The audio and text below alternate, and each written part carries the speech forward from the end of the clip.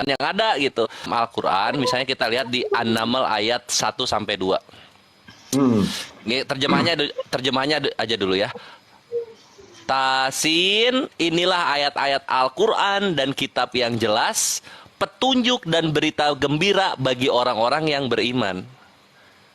Dari semua kitab suci hanya Islam yang kitab sucinya Allah fatwakan begini gitu. Nanti ada lagi di sini di surah Yusuf ayat 111.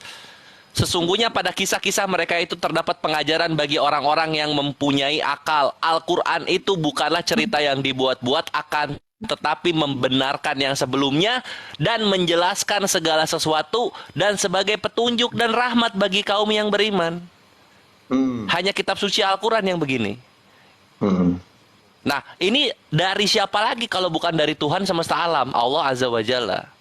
Kita bandingkan sekarang ke dalam kitab suci yang terdahulu. Ternyata kami pikir kitab suci tersebut itu adalah dari Tuhan gitu. Ternyata ketika kita pelajari, ternyata kitab sucinya orang-orang Kristen ini dan Yahudi itu manusia kan ya, ternyata manusia yang menulis, yang diklaim sebagai saksi gitu. Pertamanya gue pribadi percaya, oh iya mereka mungkin saksi sehingga mereka menuliskan gitu. Nggak ada sangkut pautnya dengan Tuhan sama sekali.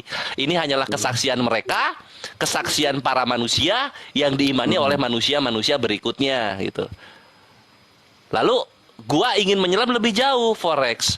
Gue ingin menyelam lebih jauh. Seberapa saksi mereka ini? Disitulah gue terkaget-kaget. Tidak sebagaimana Al-Quran yang dimana nabinya abad ke-7, bahasanya Arab, ternyata kitab sucinya pun abad ke-7, berbahasa Arab, sampai ke Indonesia pun Arab. Kitab suci orang-orang Kristen ketika gua pelajari, ambil contoh, satu kitabnya, Eugalion Mation. Itu ternyata tidak ditulis di zaman Yesus.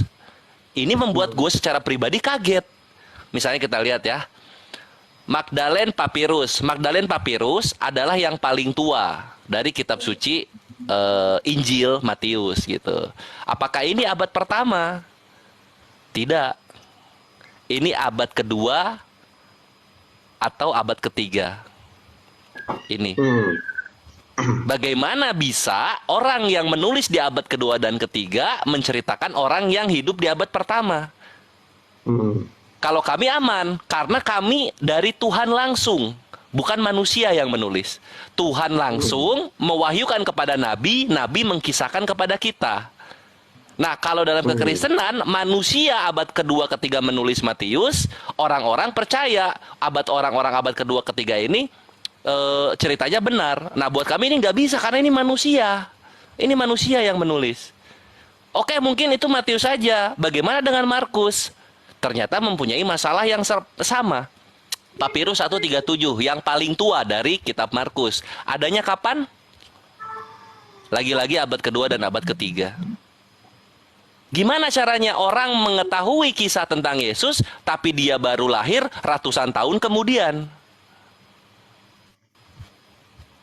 Oke, mungkin Matius, Markus kan, tapi kan kedefinitian Yesus itu ada di Yohanes dan mungkin Lukas juga. Mungkin di sana abad pertama, mari kita lihat. Nah, Papirus 75. Ini adalah papirusnya Lukas. Yang paling lumayan lumayan kondisinya lebih baik daripada Matius dan Markus ya. Abad keberapa? Lagi-lagi abad kedua dan abad ketiga.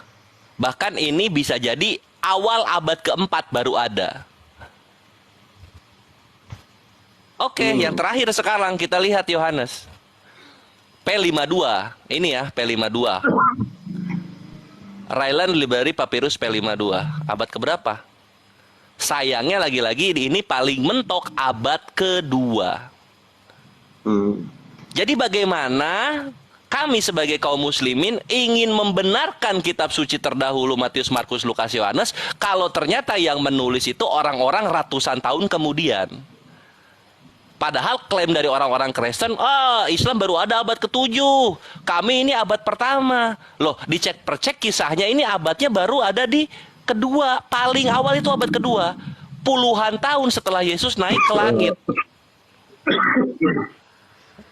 Nah, disinilah gue pribadi merasa, oh ternyata benar apa yang dikatakan di dalam Al-Quran, Ali Imran ayat 78. Mereka para ahli kitab berkata-kata tidak sesuai apa yang ada di dalam kitab Allah. Mereka para ahli kitab merubah-rubah apa yang ada di dalam kitab Allah. Buktinya apa? Kitab-kitab suci mereka yang